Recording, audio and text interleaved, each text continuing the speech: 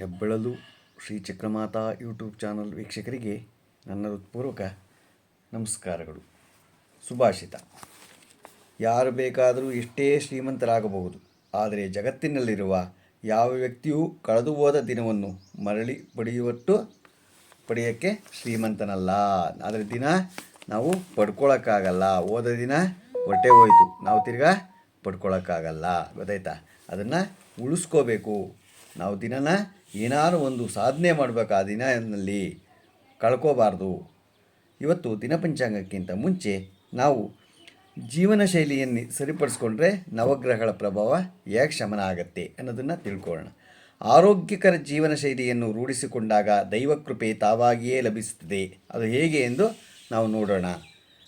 ರವಿಯ ಅನುಗ್ರಹ: ಬೆಳಗಿನ ಜಾವ ಬೇಗನೆ ಎದ್ದು ಮನೆಯನ್ನು ಶುಚಿರ್ಭೂತವಾಗಿ ಮಾಡಿ ಸೂರ್ಯನಿಗೆ ನಮಸ್ಕಾರ ಮಾಡುವುದರಿಂದ ಸಾಕಷ್ಟು ಉತ್ತಮ ಪರಿಣಾಮಗಳು ಉಂಟಾಗುತ್ತದೆ. ಸೂರ್ಯನ ಕಿರಣದಲ್ಲಿರುವ ಡಿ ಮತ್ತು ಇ ಪ್ರೋಟೀನ್ನಿಂದಾಗಿ ಚರ್ಮವು ಕಾಂತಿಯುತವಾಗುತ್ತದೆ. ದಿನವಿಡೀ ಮನಸ್ಸು ಉಲ್ಲಾಸವಾಗಿರುತ್ತೆ ಯಾವಾಗಲೂ ನಾವು ಮಾಡಿದ್ರೆ. ಚಂದ್ರನ ಅನುಗ್ರಹ: ಚಂದ್ರನೆಂದರೆ ನೀರು. ಮನೆಯಲ್ಲಿ ಅಶೌಚ ಇರಬಾರದು.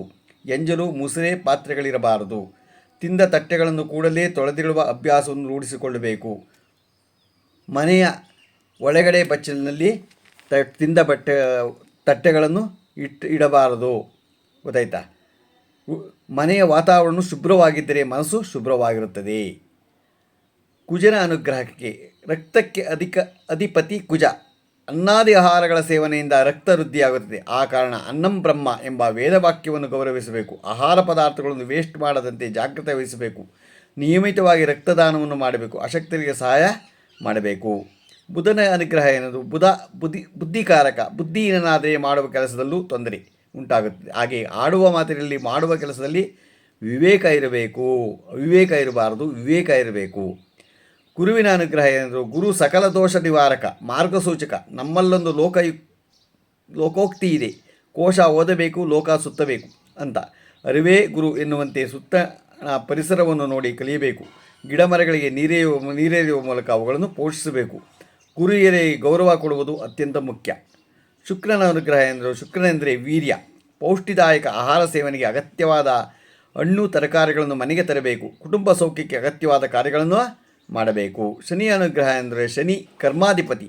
ಕರ್ಮಸೂಚಕವಾದ ಪಾದರಕ್ಷೆಗಳನ್ನು ಮನೆಯಾಚೆಯೇ ಬಿಡಬೇಕು. ಮನೆಯನ್ನು ಶುಭ್ರವಾಗಿಟ್ಟಿರಬೇಕು.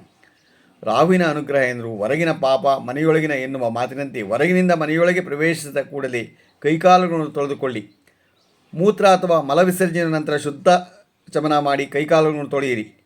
ಕೇತುವಿನ ಅನುಗ್ರಹ ಎಂದರೆ ಅತಿಥಿ ದೇವೋಭವ ಎನ್ನುವುದು ಶಾಸ್ತ್ರೋಕ್ತಿ. ಮನೆಗೆ ಬಂದ ಅತಿಥಿಗಳನ್ನು ಗೌರವಿಸುವುದರಿಂದ ಉತ್ತಮ ಫಲಗಳು ನಿಮಗೆ ಸಿಗತ್ತೆ. ನಾವು ಯಾರಿಗಾದರೂ ಒಂದು ಕೇಳಿದವ್ರಿಗೆ ದಾನ ಮಾಡೋದು ಕಲ್ತ್ಕೊಳ್ಳಿ. ಮನೆಗೆ ಬಂದವ್ರಿಗೆ ಊಟ ತಿಂಡಿ ಹಾಕೋದನ್ನು ಕಲ್ತ್ಕೊಳ್ಳಿ. ಏನಾದರೂ ಕೊಡೋದನ್ನು ಕಲ್ತ್ಕೊಳ್ಳಿ. ಅದನ್ನಾದರೆ ನಿಮಗೆ ಕೇತುವಿನ ಅನುಗ್ರಹ ದೊರೆಯುತ್ತೆ, ಒಳ್ಳೆಯದಾಗತ್ತೆ. ಗೊತ್ತಾಯ್ತಾ?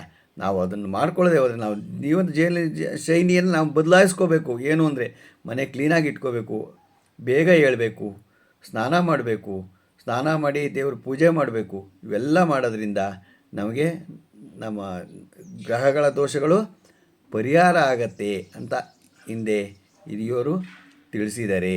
ಅದರಿಂದ ನೀವೆಲ್ಲ ಈ ಶೈಲಿಯನ್ನು ಬದಲಾಯಿಸ್ಕೊಂಡು ಬೇಗ ಎದ್ದು ಮನೆಯಲ್ಲಿ ದೇವರ ಪೂಜೆಯನ್ನು ಮಾಡಿ. ಗೊತ್ತಾಯ್ತಾ? ಯಾವಾಗಲೋ ಹೇಳೋದಲ್ಲ, ಇವತ್ತು ಶನಿವಾರ ಅನ್ನೋದು, ಇವತ್ತು ಭಾನುವಾರ ಅನ್ನೋದು, ಇವತ್ತು ರಜಾ ಅನ್ನೋದು ಯಾವಾಗಲೋ ಹೇಳೋದು ಮಾಡಬಾರ್ದು. ಯಾವಾಗಲೂ ನಾವು 6 ಗಂಟೆ ಒಳಗೆ ಸ್ನಾನ ಮುಗಿಸಿರಬೇಕು, ಪೂಜೆ ಮಾಡಬೇಕು. ಗೊತ್ತಾಯ್ತಾ? ಆವಾಗಲೇ ನಿಮಗೆ ಈ ಗ್ರಹಗಳ ದೋಷಗಳು ಪರಿಹಾರ ಆಗತ್ತೆ. ಮನೇನ ಶುಚಿರ್ಭೂತವಾಗಿಟ್ಟಿರಬೇಕು. ನಾವು ಇವತ್ತು ಜೀವನ ಶೈಲಿಯಿಂದ ಹೇಗೆ ಗ್ರಹಗಳ ದೋಷ ಪರಿಹಾರ ಆಗತ್ತೆ ಅನ್ನೋದು ತಿಳ್ಕೊಂಡು ಈಗ ದಿನಪಂಚಾಂಗವನ್ನು ತಿಳ್ಕೊಳ್ಳೋಣ. ದಿನಾಂಕ 23/3/2025 ಭಾನುವಾರ. ಶ್ರೀ ಕ್ರೋಧಿ ನಾಮ ಸಂವತ್ಸರ, ಉತ್ತರಾಯಣ, ಶಿಶಿರ ಋತು, ಪಾಲ್ಗುಣ ಮಾಸ, ಕೃಷ್ಣಪಕ್ಷ. ತಿಥಿ ನವಮಿ ರಾತ್ರಿ 12:35. ನಕ್ಷತ್ರ ಪೂರ್ವಭಾದ್ರ ರಾತ್ರಿ 11:47. ಮಳೆ ಉತ್ತರಾಭಾದ್ರ 2ನೇ ಪಾದ. ರಾಹುಕಾಲ 5:03 6 ಗಂಟೆ 34 ನಿಮಿಷ ತನಕ ಇದೆ. ಗುಳಿಕಾಲ 3:32 5 ಗಂಟೆ 3 ನಿಮಿಷ ತನಕ ಇದೆ. ಯಮಗಂಟ ಕಾಲ 12:30ರಿಂದ 2 ಗಂಟೆ 1 ನಿಮಿಷ ತನಕ ಇದೆ. ಇವತ್ತು ಯಾರು ಹುಟ್ಟುಹಬ್ಬ ಆಚರಿಸ್ಕೊಂತಿದ್ರು, ಮದುವೆಯಾದ ದಂಪತಿಗಳು ವಾರ್ಷಿಕೋತ್ಸವ ಆಚರಿಸ್ಕೊಂತಿರೋರಿಗೆ ನಮ್ಮ ಹೆಬ್ಬಳಲು ಶ್ರೀ ಚಕ್ರಮಾತಾ ಯೂಟ್ಯೂಬ್ ಚಾನಲ್ ಕಡೆಯಿಂದ ಶುಭಕಾಮನೆಗಳನ್ನು ತಿಳಿಸ್ತೀವಿ. ದೇವರು ಅವರಿಗೆ ಆಯಸ್ಸು, ಆರೋಗ್ಯ, ಐಶ್ವರ್ಯ ಎಲ್ಲ ಕೊಟ್ಟು ಕಾಪಾಡಲಿ ಅಂತ ನಾನು ಕೇಳ್ಕೊತೀನಿ. ನಮ್ಮ ಹೆಬ್ಬಳಲು ಶ್ರೀ ಚಕ್ರಮಾತಾ ಯೂಟ್ಯೂಬ್ ಚಾನಲ್ ಯಾರು ಸಬ್ಸ್ಕ್ರೈಬ್ ಆಗಿಲ್ಲ ದಯಮಾಡಿ ಸಬ್ಸ್ಕ್ರೈಬ್ ಆಗಿ, ಲೈಕ್ ಕೊಡಿ. ಇದು ನಿಮ್ಮದೇ ಚಾನಲ್ ಆಗಿರೋದ್ರಿಂದ ನಮ್ಮ ಲಿಂಕನ್ನು ಬೇರೆ ಗ್ರೂಪ್ಗೆ ಫಾರ್ವರ್ಡ್ ಮಾಡಿ. ನಮಸ್ಕಾರಗಳು, ನಮಸ್ಕಾರಗಳು, ನಮಸ್ಕಾರ.